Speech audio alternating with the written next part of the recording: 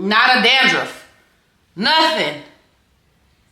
Nothing. And I'm gonna post all pictures and everything. Y'all, I used to almost want to cry. My dandruff was so bad. I know I'm looking crazy. I did want to come on here and show you how I was able to get my dermatitis under control. I honestly think that I cured my dermatitis, but you never know. I don't want to speak too soon, but hopefully this can help somebody who has seborrheic dermatitis as myself.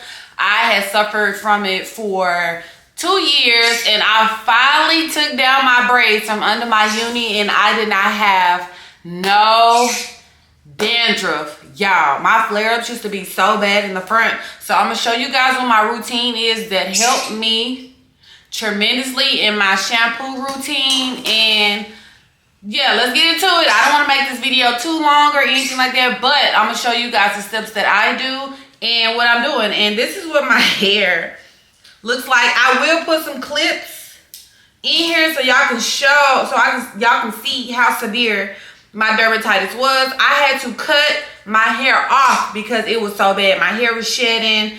I didn't know what to do. I was like, I've never had dandruff in my life.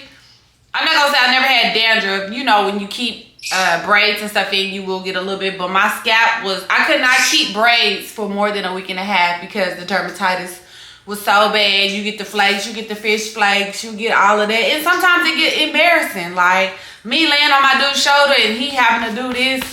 Or even sometimes when we out, he gotta do my shoulders like this. You get tired of that and it gets embarrassing. But this is my scalp. I just took my braids down. I had them for like 3 weeks. And normally within 1 week, I would have so much dandruff, so much buildup. I grease my hair every 3 days and I don't have dandruff. Even me doing this, I would have had dandruff all over the place, y'all. Okay, so we're gonna get into it. So the first thing that I do, and also I'm a 4B, 4C natural girly. I haven't had a perm in almost 20 years, but my hair is finally growing back because I've gotten the dermatitis under control.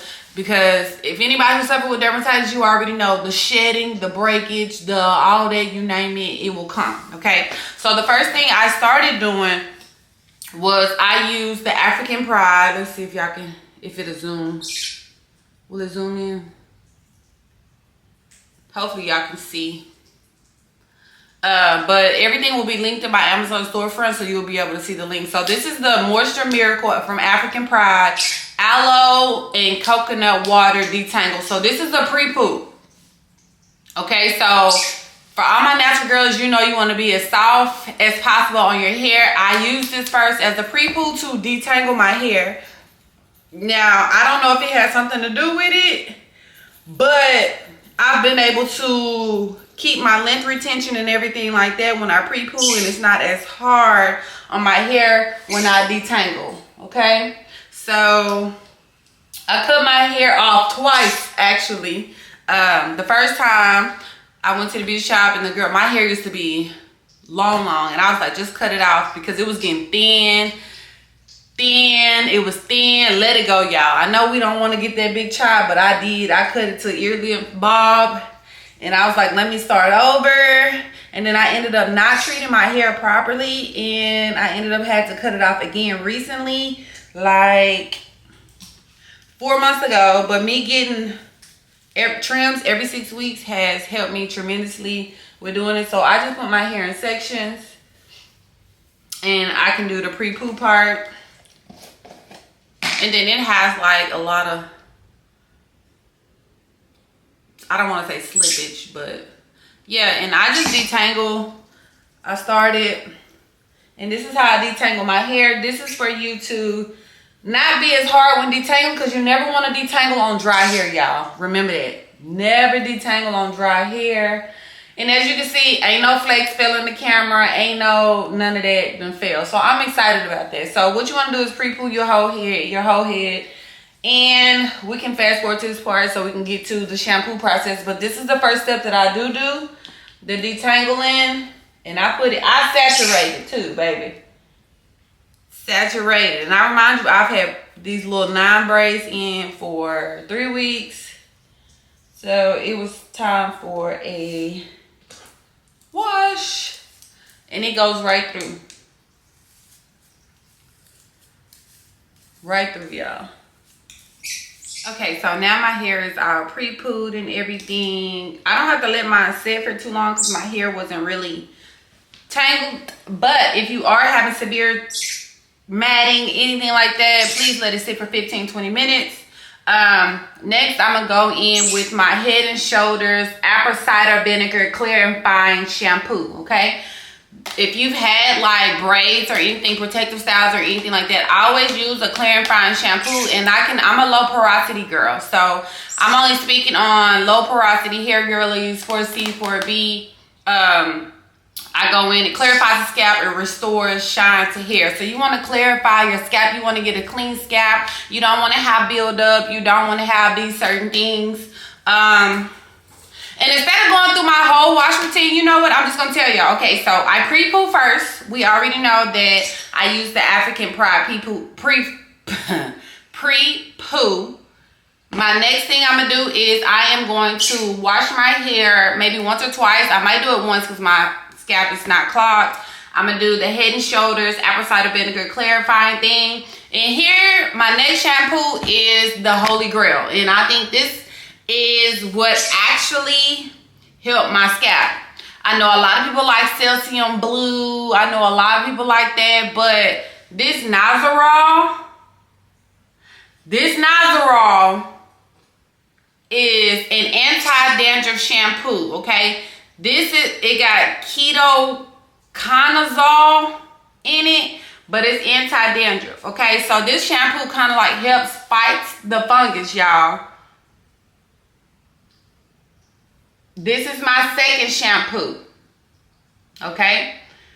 My next shampoo, so I use this. Okay, so pre-poo, clear and fine shampoo, Nazarol, the antifungal, anti-dandruff shampoo, and then I go in with a hydrating shampoo because this will make your hair dry. I repeat, this will make dry you out. So I always go in with hydrating shampoo after you use this. Now, depending on the severity of your dandruff, you might want to shampoo twice just to make sure.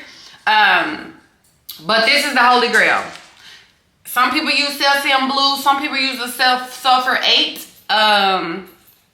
shampoo. But this is what helped me. Nothing else helped me. I use for the hydrating shampoo, I do use the Shea Moistures. And I'm going to take you guys downstairs so you can see the other one because that one is downstairs. But to grease my scalp, I do use the Sulfur 8 medicated grease. So I kind of like mix the Amalia with the Sulfur 8. The Sulfur 8 is medicated grease and it will help fight the fungus. Dermatitis is fungus of the scalp. Okay, so we have to find ways to fight the fungus, not feed the fungus. Regular oils will feed the fungus. I know a lot of us want to put oil and stuff in our hair and the oil is not fighting that fungus. So if you find a way to fight the fungus, it will work every time. So the Nazarol is fighting the fungus. You don't have to do all the steps that I do, but if you just want to shampoo and then go in with the hydrating shampoo, because you know dryness brings breakage. Okay, you don't want to break your hair out. You don't want to have dermatitis and split ends. Okay, we're not doing that. That's not how that goes. Okay, and then grease your scalp. If you're a wig girly, I wear glueless wigs, so I'm able to grease my scalp all the time. But if you're not,